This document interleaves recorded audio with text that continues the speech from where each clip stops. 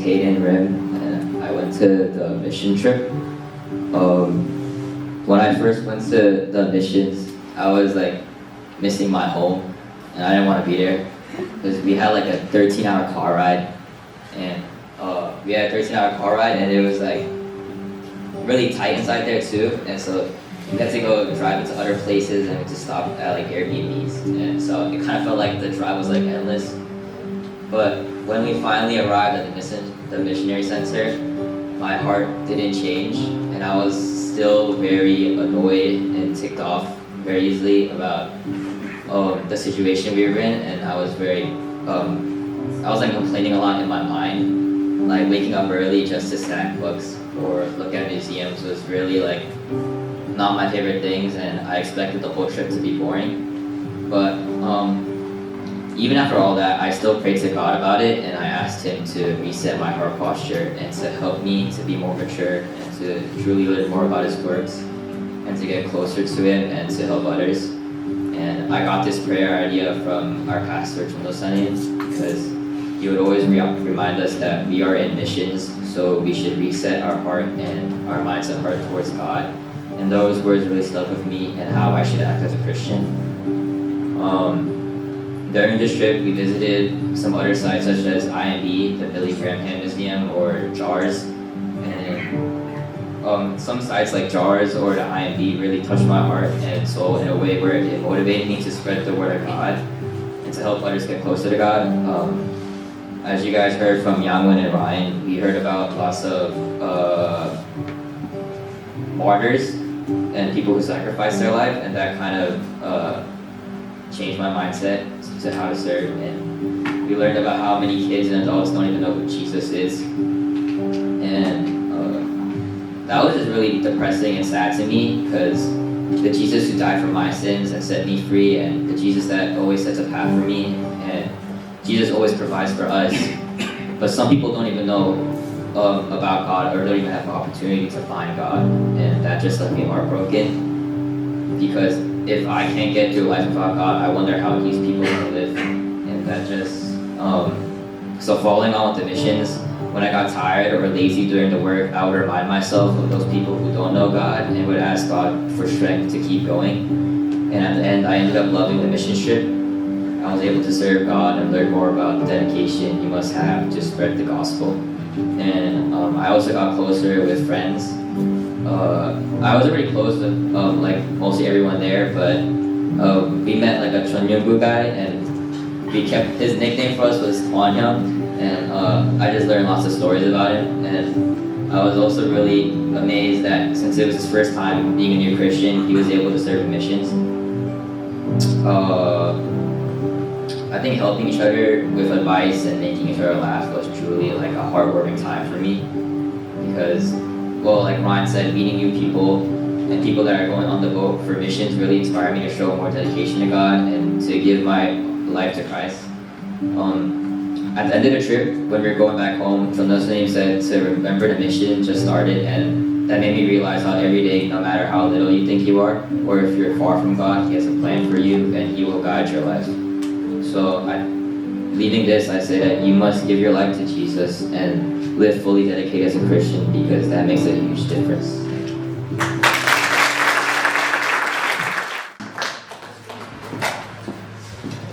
Hi guys. As you guys might know, I'm Shin. I was one of the youth group members that came to the mission. When I first heard about this mission, I wasn't sure if I wanted to go because it was so expensive, and I didn't know if I had the confidence to go. But I really prayed about it, and I gave it a chance, and I was really happy that I did. On the first day of the mission trip, we went to a place called the International Mission Board, or IMB. This organization self-plans sustaining churches in countries where people have no access to the gospel. The whole organization really inspired me because many missionaries served in dangerous countries where people have never heard about God, and they risked their own lives just to spread His word. And that really opened my eyes, seeing their dedication, and inspired me to grow deeper in my own faith and becoming more willing to follow wherever God leads me. The next day, we went to the OM International Warehouse to help sort books for the ship. At first, I didn't understand why we had to sort books, and I honestly thought it was just another task we had to do for the mission. But as I learned the purpose behind it, I noticed that even something as simple as organizing books can help someone learn about God. It reminded me that no act of service is ever too small when it's done for God. Later that day, the director of the OM International Ship spoke to our group. He explained how God can use anyone even if you view yourself as weak or not good enough. He talked about proclaiming Jesus instead of ourselves and to prune our hidden parts to grow closer to Him. This really spoke to me because sometimes I look at myself and think that I'm not good enough or I don't have much to offer. But this message reminded me that God often uses people that the world sees weak, that uses His powers, that is shown that His power is not yours. And it made me realize that my ability isn't what matters most, but the willingness to let God use me. I also learned about that my purpose isn't to make a name for myself, but to point others to Jesus. After waking up early to a brand new day, we headed to JARS to learn about how they support missionaries. JARS help missionaries and Bible translators by providing transportation and technology so they can help reach people in remote areas. Learning about JARS really impacted me because I never realized how much work happens behind the scenes to support missions. I always thought missionaries only needed to preach, but I learned that there are many people in different ways to make those missions possible. Without these people coming to serve, many missionaries wouldn't be able to be reached.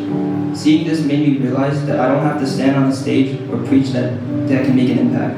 God can use people in many different ways that can encourage us, and that encourages me because I wonder what will I have for myself. After JARS, we visited the Billy Graham Library. It was about an evangelist who dedicated his life to preaching the gospel around the world. Although he started as an ordinary man, he answered God's call and faithfully shared his message of Jesus. He traveled to many countries, preached to millions, and faced many challenges. Despite all of this, he still continued to trust God's plan and never stopped sharing the gospel. His life made me ask myself if I would be willing to stay faithful to God even when serving becomes difficult and uncomfortable.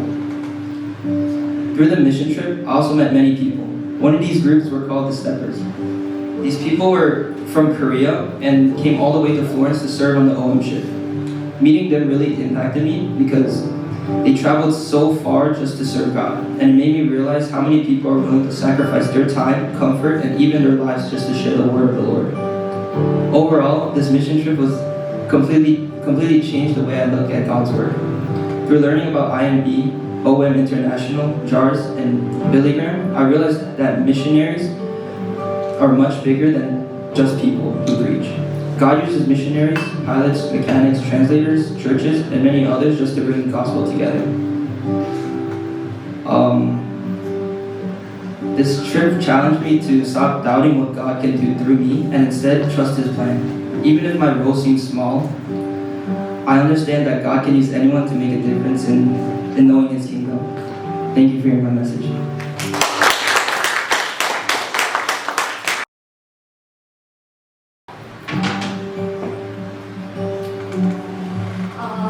Hi guys, if you don't know me, my name is Tiffany and I'm a senior. And for everything I tell about my experience, I want to say that me too, I almost didn't go to the mission trip because it was really expensive, as Shin said, and also because my family, they don't, it's kind of hard to say this, but we were struggling at the time that I had to pay for the mission trip. So yeah, it was just such a blessing that I was able to go to the mission trip. But yeah, if you guys noticed, I was the only girl that also went to the mission trip. So my experience is like kind of more special. And to start, the first day we went there, we did kind of like tours around like different like ministries. So we went to IMB, that is it's like a short term for International Mission Board, and the JARS also, that is Jungle Aviation and Radio Service.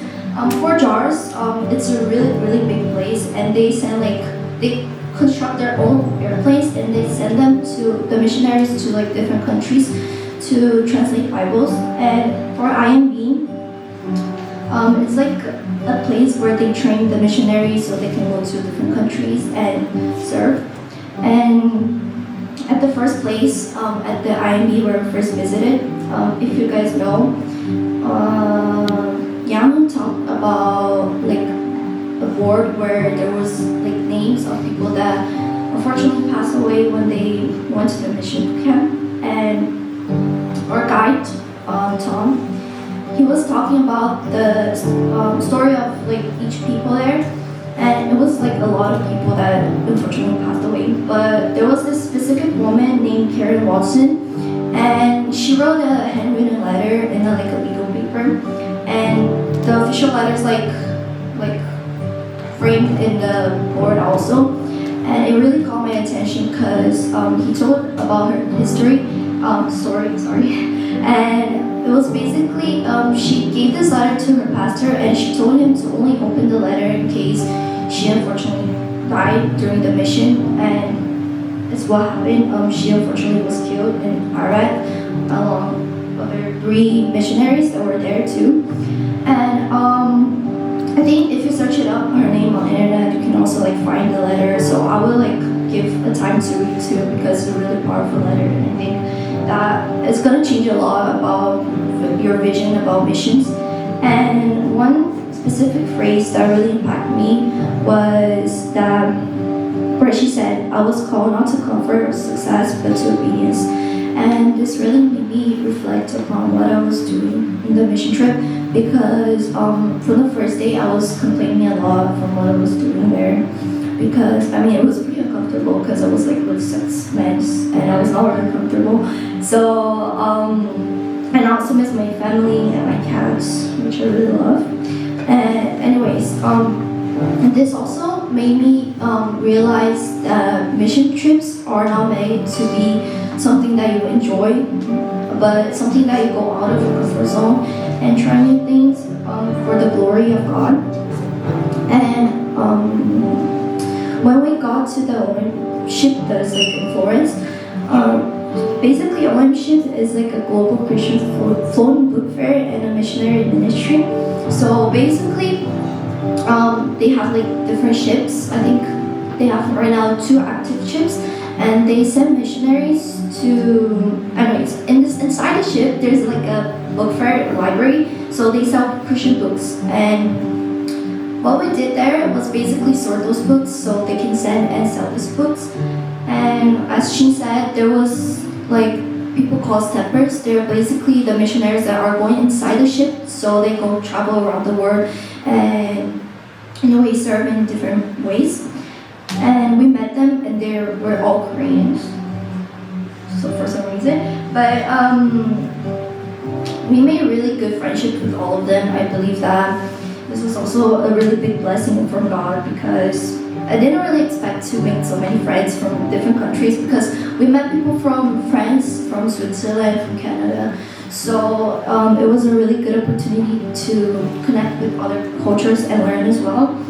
And this was my favorite, I believe this was my favorite part of all the mission trip, because I learned a lot about new cultures and about what like different reasons for people going there, and it was really impactful for me, because one of the girls that was there, she told me that her family they're all Buddhists, and she's the only Christian in her family, and she came to Florence to serve for like I think 2 months, and she was going through a really hard time because none of her family members supported her, and she was really sad that she couldn't really share about the gospel with them, and that her main mission was to convert them to Christianism. And yeah, I'm really grateful that God gave me this opportunity, even though I was struggling with financial reasons, because I was able to really go out of my comfort zone and also become more close with the people that I was in there, and also to really give me like this conviction to maybe in the future go in the ship as well and serve. But I really hope that, because I think they do this every year, right? That you guys can also like serve next year and give it a chance, because it's only a week that you serve, and along with like you getting your mind like really completely reformed about how you see missions, you get to know other people and you get to know other cultures, and this is really good because it's like you disconstruct yourself to be more humble and to become, a better Christian. So if you guys have a chance to next year volunteer to go, it's kind of expensive, but I believe that it's really worth it. And yeah, thank you so much.